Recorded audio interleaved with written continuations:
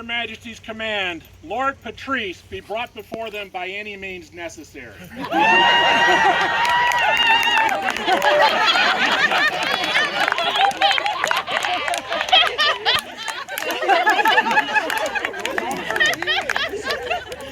I am so sorry for whatever I did. He's making stuff for our rain. You can't hurt him.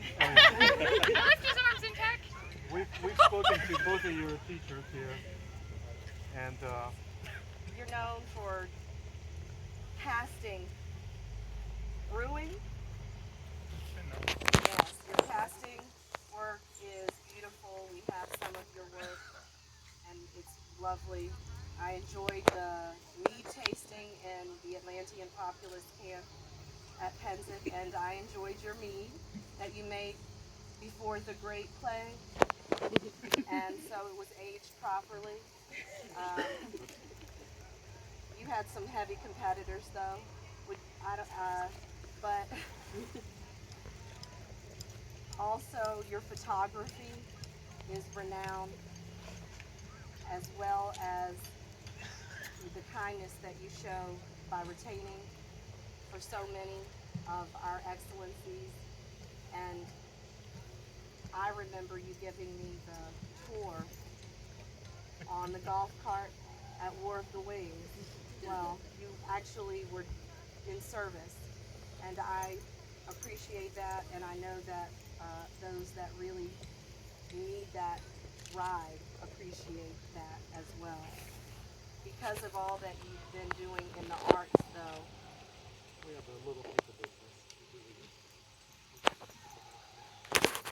Their Majesties would be attended by their Order of the Laurel.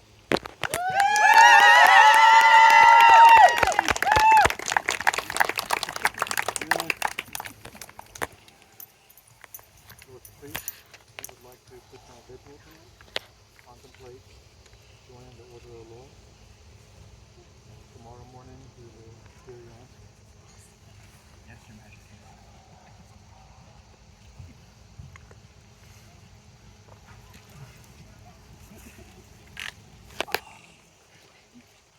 Your vigil.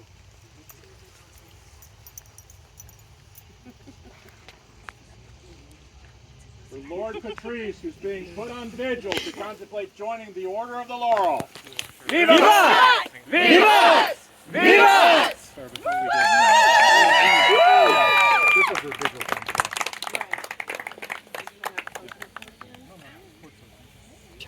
There's nothing behind me.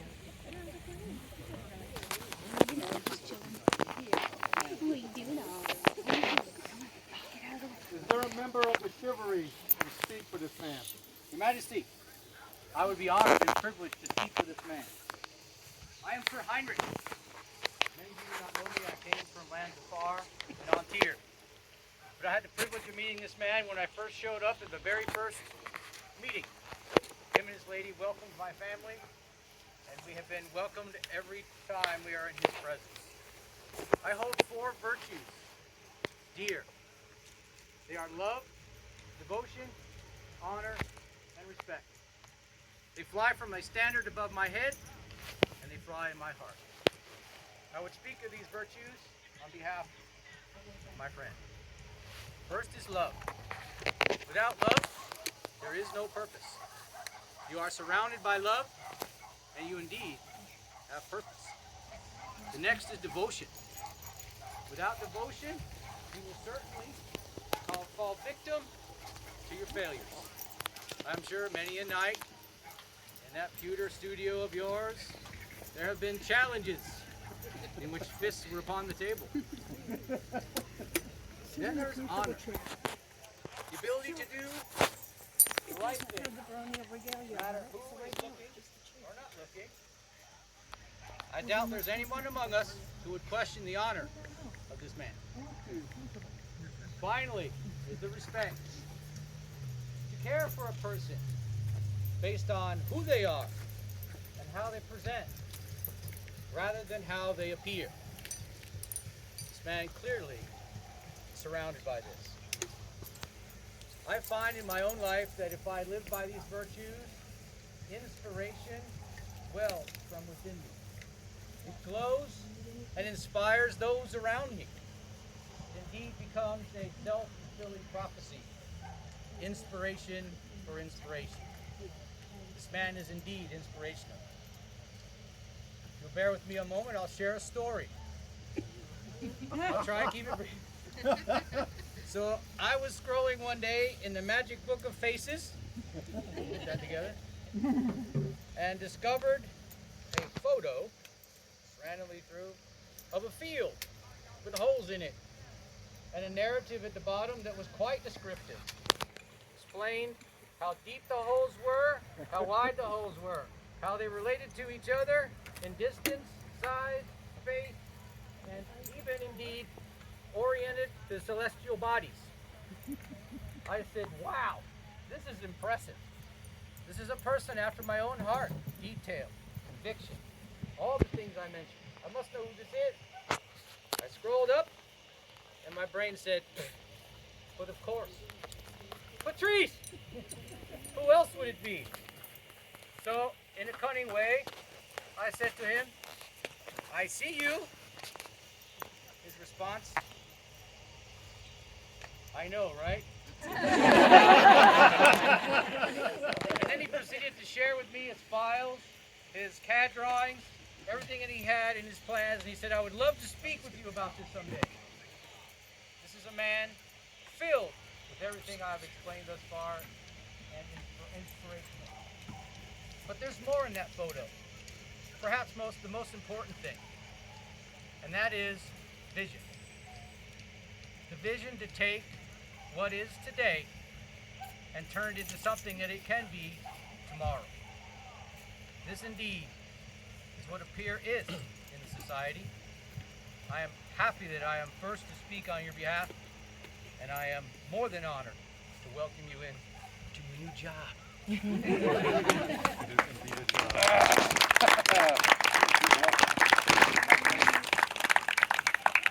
Is there a rose that would be presented? That is my honor. Interesting that our Whisper Knight just mentioned honor, and I wonder if he knew of the things that you have done to your prior crown princess, like throwing snowballs at her, and then laughing even after she said, "Why did you do that to me?" So that leads me to my next statement of prankster, trickster, and absolutely all-around good time. If you don't have the love of this organization in your heart to have fun and not find yourself so serious, this job that he just mentioned is going to become extraordinarily difficult for you. And I know that you are set to that task. You have nothing, and no doubt in my mind that you are going to step up to the plate and be the best Laurel you can possibly be. I want to point out this amazing piece of work that he made for me. He inspires me because, as a rose, I should speak of inspiration. He inspires me because when I said, Patris, I have this idea, he said, what is we going to do next? And I said, yes, that's exactly what I want to hear. And I know that you're going to continue to do that and then inspire the next generation as well. Congratulations.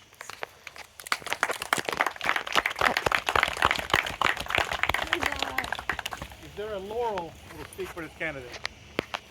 I am Boyarina Kiara of Novgorod, and I have the honor of speaking for this man. It is both my humble duty to my crown and my great joy to be able to speak for my friend Patris. I knew that the other worthies would talk about his chivalry and his kindness and his honor, and so it falls to me to speak on his artistry and his craftsmanship, because the laurel has long been used to acknowledge our mastery of arts and sciences. I could point to his research, which is well thought out and beautifully worded, or many of his beautiful works, carefully crafted. It's not as long as this makes it look. Because make no mistake, he has done a number of masterworks. If you look around, you will see them. Some of you may even see them on your own fingers because they were a sight token. And they're clearly visible. They are as plain to see as the lunista I am wearing about my neck. It's a beautiful replica of one from 1,000 years ago.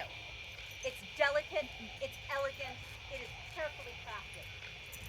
It's a tiny little masterwork. It's Patris's work. But a masterwork does not a master craftsman make. It is one small part, this end product, of their skills. So, where truly lies the heart of a master craftsman? Certainly not in a lump of raw pewter that it started out as. And it's not in this lunista, it's in all the things in between. It's all the spaces between that lump of metal and this perfect little replica.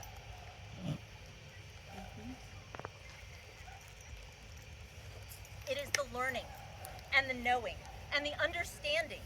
It is in the discovery of all that our master craftsmen did not historically write in those period treaties, which only tell you, do it this way and this thing will happen. There's no discussion on how the metal or the mold might behave perhaps slightly differently if you live in a climate that's, I don't know, not northern Russia or the sands of Persia. And even if they did know that, they didn't write it down because they kept their secrets close to the heart, not what we do.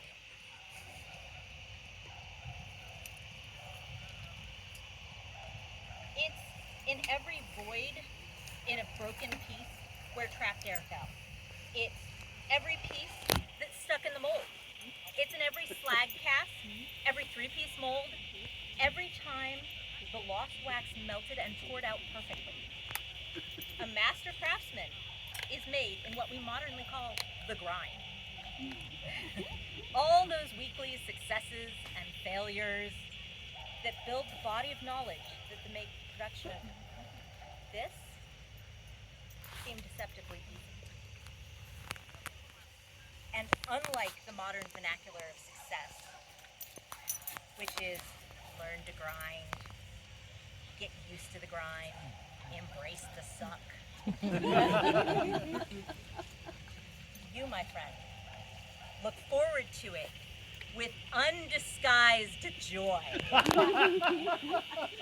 I have heard you exclaim on more than one occasion, "Ooh, what are we gonna mess up now? I love messing up new things."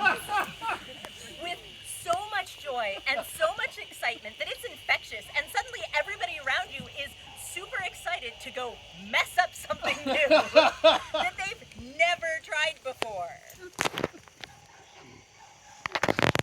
For Patris, every fall, every failure, every perfect piece, every step that was a stumble, they're all just one more data point in the science that is the perfection of your art. And in that science, and with that art, you are an equal of anyone in the Laurel Circle. Our order stands incomplete without this man. Your Majesties, Patris is my peer.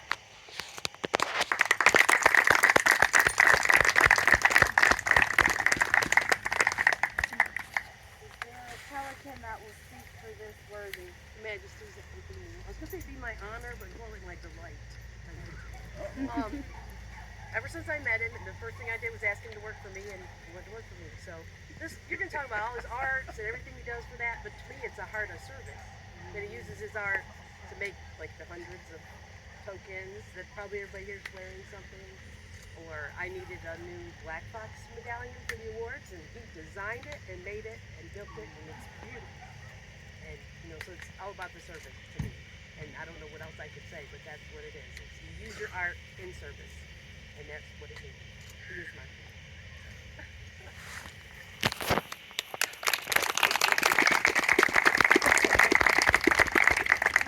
honor of Master of Defense will speak for Patris. There is, Your Majesty. That would be my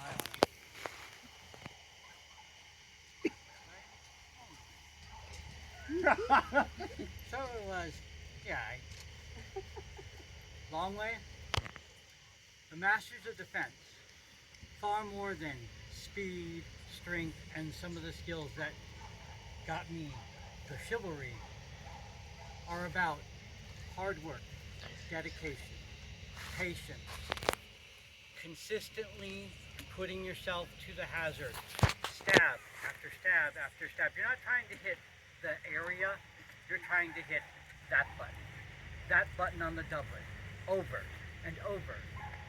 Much the same way when you carve a mold, it is line after painstaking line after painstaking line. If you rush that line, if you rush that mold, you can hit that talc inclusion that just gouges through. But if you don't have conviction in what you're doing, you will never break through that iron inclusion and get that piece finished the way it needs to be finished. One wrong stroke and the beauty that's in your hands is shattered and broken. It messes up the flow, it messes up the look.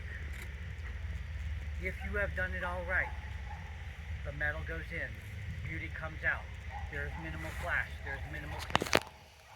You have done the work of a master. While our swords do the work on the field, while the swords do our work to defend our queen, what truly sets a master of defense apart is how they can explain that which is fencing to the rest of the world.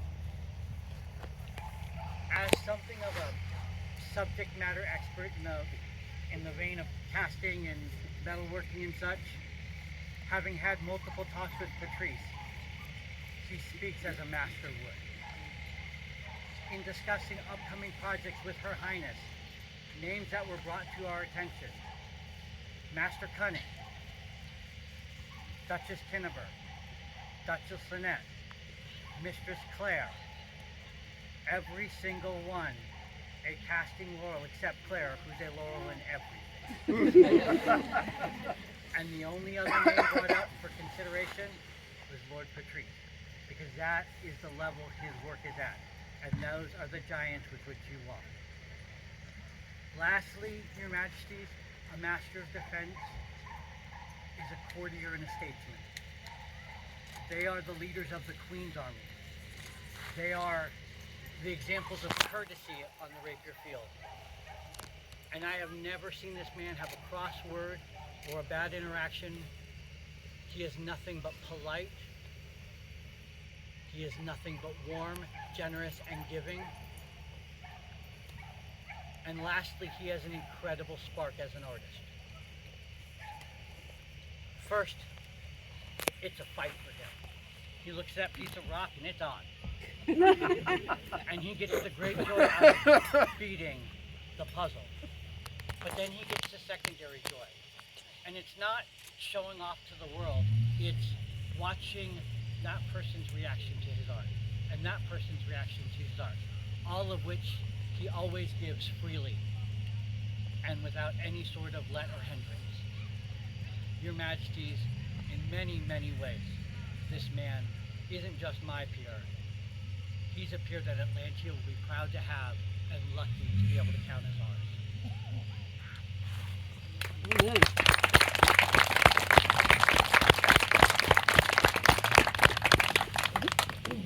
These are indeed fine words, and we know we're making the right decision by doing this.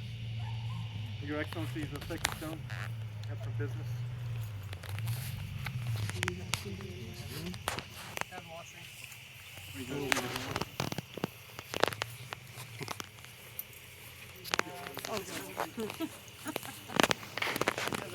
Yes, the old wife with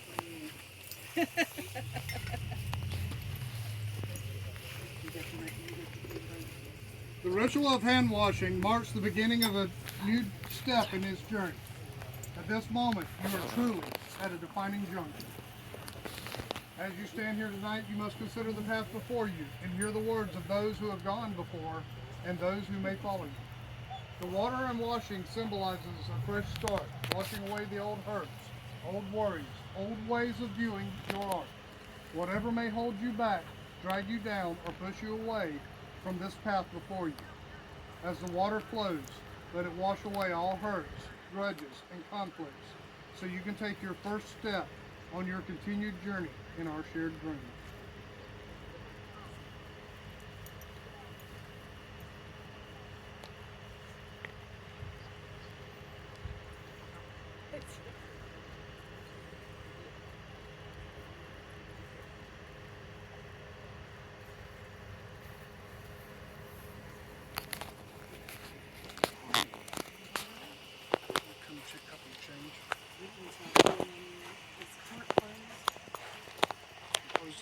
There being no further business, it closes the court of their majesties of Atlantia. Oh yeah, we were just gonna say we can close the court. Closed it.